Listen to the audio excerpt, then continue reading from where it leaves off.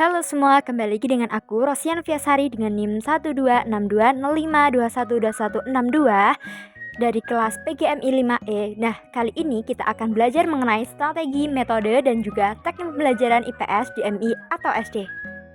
Nah, di awal kita akan masuk pada materi strategi dalam pembelajaran IPS di MI atau SD.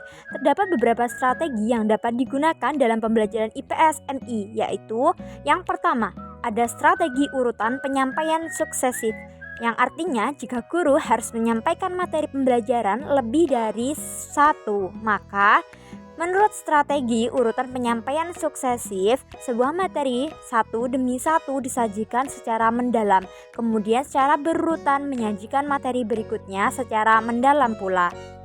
Strategi yang kedua yaitu strategi penyampaian fakta. Jika guru harus menyajikan sebuah materi pembelajaran termasuk jenis fakta, nah strategi yang tepat untuk mengajarkan materi tersebut adalah sebagai berikut.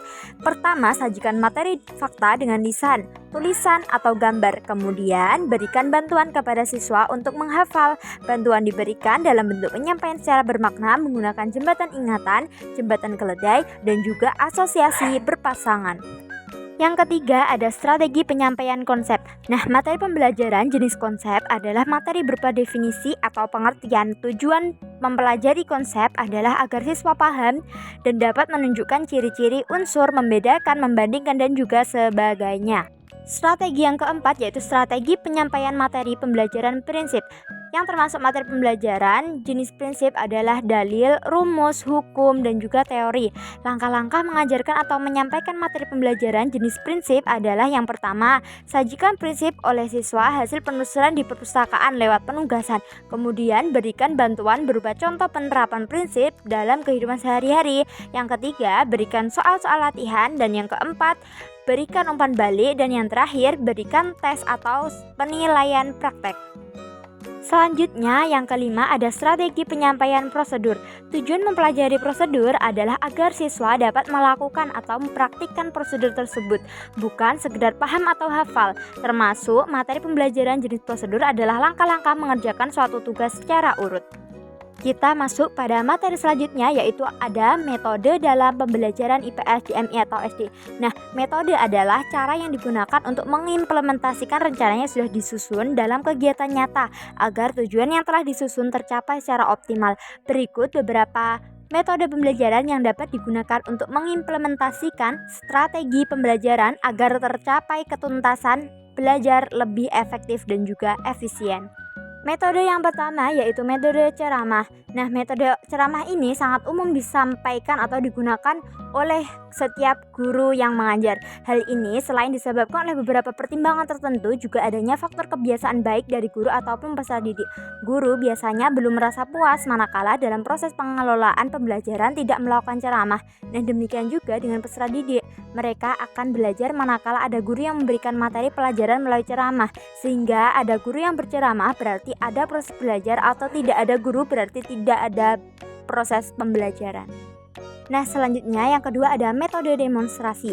Merupakan sebuah metode penyajian pembelajaran dengan memperagakan dan mempertunjukkan kepada peserta didik tentang suatu proses, situasi, atau benda tertentu, baik sebenarnya atau sekedar tiruan. Sebagai bentuk penyajiannya, metode demonstrasi tidak terlepas dari penjelasan secara lisan oleh guru.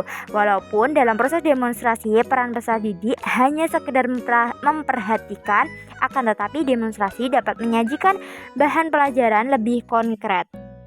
Yang ketiga ada metode diskusi. Nah, metode diskusi ini adalah suatu proses pertemuan dua atau lebih individu yang berinteraksi secara verbal dan saling berhadapan muka mengenai tujuan atau sasaran yang sudah tertentu melalui cara tukar-menukar informasi. Nah, mempertahankan pendapat atau pemecahan masalah. Metode diskusi merupakan salah satu metode yang diturunkan dari strategi pembelajaran partisipasif. Nah, yang selanjutnya yang keempat yaitu ada metode simulasi. Sebagai metode pengajaran, simulasi dapat diartikan cara penyajian pengalaman belajar dengan menggunakan situasi tiruan untuk memahami tentang konsep, prinsip, atau keterampilan tertentu. Simulasi dapat digunakan sebagai metode mengajar dengan asumsi tidak semua proses pembelajaran dapat dilakukan secara langsung pada objek yang sebenarnya. Pada pembelajaran IPS, nah metode simulasi ini bisa digunakan dalam pembelajaran peta. Yang kelima adalah metode problem solving. Nah, metode problem solving ini atau metode pemecahan masalah bukan hanya sekedar metode mengajar, tetapi juga merupakan suatu metode berpikir. Sebab dalam problem solving dapat menggunakan metode-metode lainnya, dimulai dengan mencari data sampai menarik kesimpulan. Metode problem solving merupakan implementasi dari salah satu dan atau gabungan dari beberapa strategi pembelajaran, antara lain pembelajaran kontekstual, bermain peran, pembelajaran partisipatif, dan juga strategi pembelajaran inquiry. Nah teman-teman, kita masuk pada pembahasan yang terakhir, yaitu teknik dalam pembelajaran IPS, DMI, atau SD. Teknik pembelajaran dapat diartikan sebagai cara yang dilakukan seseorang dalam mengimplementasikan suatu metode secara spesifik. Misalkan menggunakan metode ceramah pada kelas dengan jumlah yang relatif banyak membutuhkan suatu teknik tersendiri. Tentunya dengan teknik akan berbeda dengan penggunaan metode ceramah pada kelas yang jumlah siswanya lebih sedikit. Dalam jenisnya, teknik itu memiliki beberapa jenis. Yang pertama yaitu ada teknik mendapatkan umpan balik, yang kedua teknik pembinaan keakraban, kemudian yang ketiga teknik curah pendapat, yang keempat teknik perumusan tujuan, yang kelima teknik pembelajaran untuk mengaktifkan individu, dan yang terakhir ada teknik pembelajaran untuk mengaktifkan kelompok belajar. Nah, itu tadi penyampaian materi tentang strategi, metode, dan juga teknik pengajaran dalam pembelajaran IPS, DMI, atau SD. Cukup sekian materi yang dapat saya sampaikan, semoga bermanfaat. Terima kasih telah menonton sampai akhir.